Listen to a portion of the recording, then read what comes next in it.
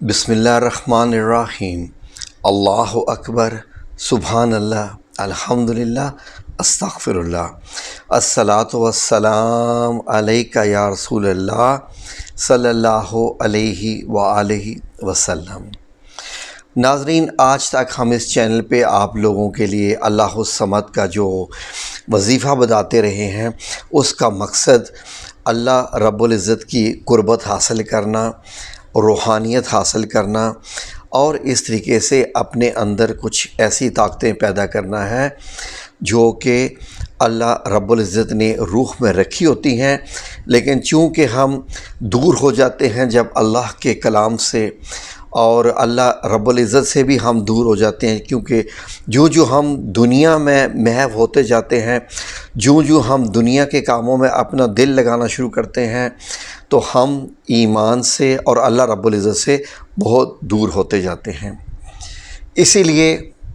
اللہ رب العزت نے فرمایا کہ اعتدال رکھیے، ہر چیز میں اللہ کا ذکر بھی کیجیے، عبادات جو کرنے والی ہیں وہ بھی کریں، اور دنیا کے کام بھی کریں، لیکن ان کاموں کے درمیان بھی اللہ کا ذکر جاری رہنا چاہیے۔ جیسا کہ سورہ جمعہ کی آخری آیت میں اللہ رب العزت نے کیا فرمایا ان میں، کہ جب آپ جمعے کی نماز پڑھ چکو تو اس کے بعد آپ لوگ پھیل جاؤ، زمین پر پھیل جاؤ اور اللہ کا فضل تلاش کرو، اللہ کا ذکر کرتے رہو۔ تو ناظرین، آج کا جو وظیفہ ہم آپ کو بتا رہے ہیں وہ اللہ الصمد کا، وہ اس لیے ہے کہ آج کل مالی حالات سب کے تنگ ہیں،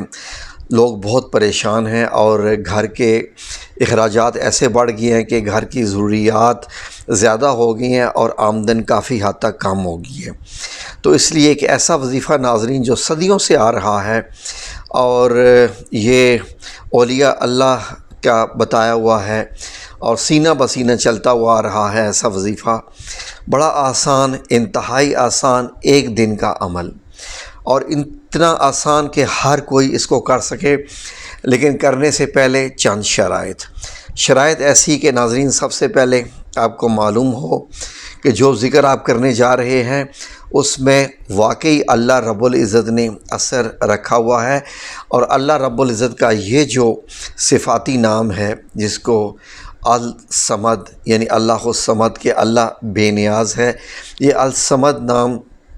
ایسا ہے جو کہ بہت خاص قسم کی طاقتیں لیے ہوئے ہے، جو قرآن کریم میں صرف ایک بار آیا ہے، اور وہ بھی سورہ اخلاص میں، جہاں صرف اللہ رب العزت کے متعلق بتایا گیا ہے کہ اللہ رب العزت کیا ہے۔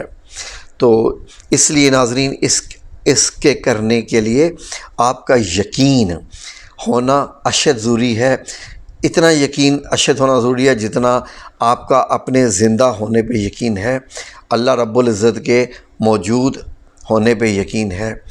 اسی طریقے سے آپ کا یقین ایسا ہو کہ آپ کو پتہ چلے کہ یہ جو میں عمل کرنے جا رہا ہوں، یہ کرنے جا رہی ہوں،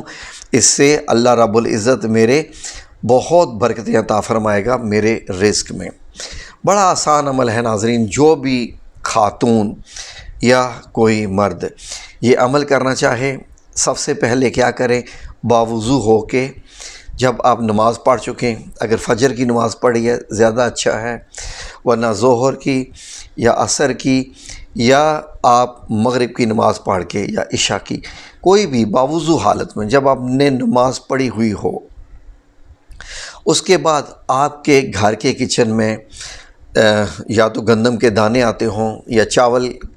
آتے ہوں، یا چاول کی بوری آتی ہو، جیسا بھی آپ کے گھر میں کوئی سسٹم ہے، خواہ آپ کے گھر میں 2 کلو 4 کلو 5 کلو چاول بھی ہیں، جیسے بھی ہیں،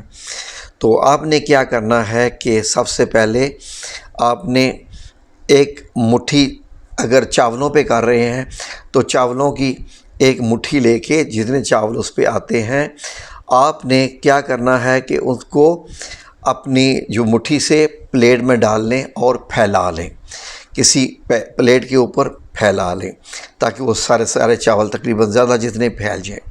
اب آپ نے 11 بار درود ابراہیمی پڑھنا ہے، یعنی درود شریف پڑھنا ہے۔ 11 بار درود ابراہیمی پڑھ کے آپ نے 100 بار اللہ الصمد کی تسبیح کرنی ہے، 100 بار اللہ الصمد کی تسبیح کرنی ہے، اور یہ کرنے کے بعد آپ نے دوبارہ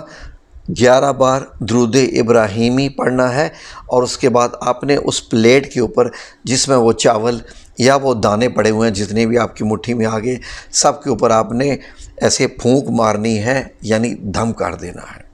اس کے بعد آپ نے بسم اللہ الرحمن الرحیم پڑھ کے ہی ان تمام جو پلیٹ میں چاول ہیں ان کو واپس چاولوں کے اوپر، جو بھی آپ کے پاس بوری ہے یا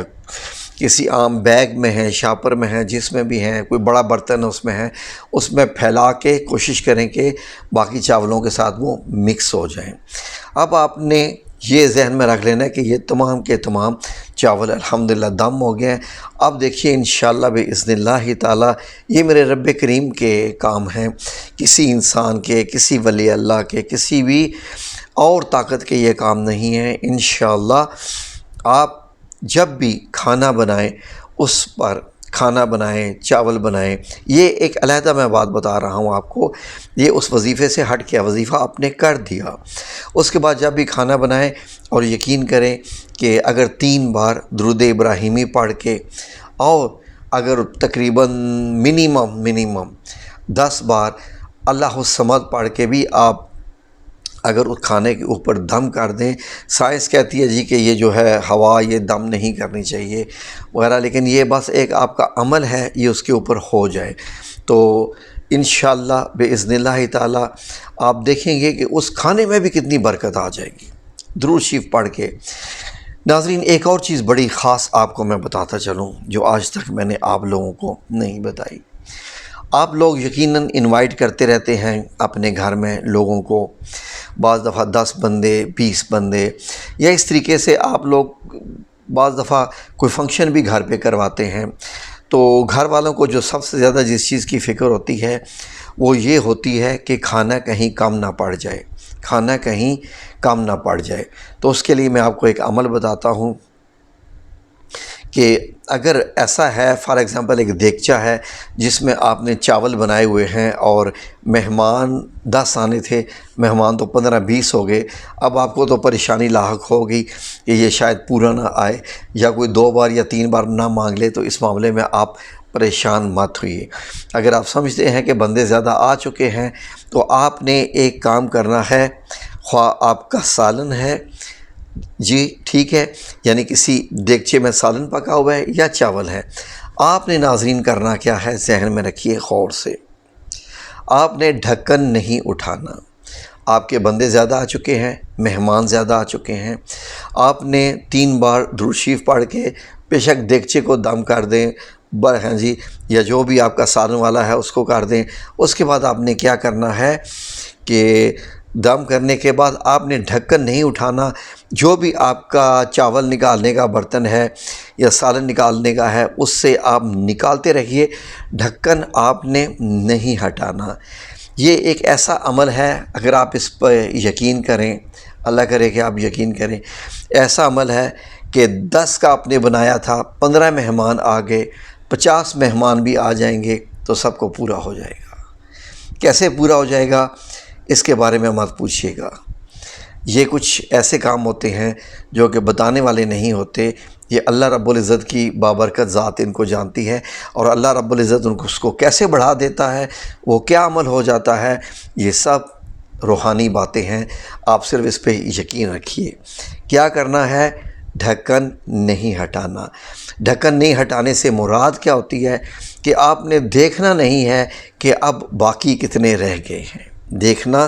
نہیں ہے کہ باقی کتنے رہ گئے ہیں، اور اب سب کو 10 بندوں کا بنایا، 15 مہمان ہو گئے، 50 بھی آ جائیں گے، انشاءاللہ سب کو پورا ہو جائے گا۔ اللہ رب العزت ہم سب لوگوں کی زندگیاں بابرکت کر دے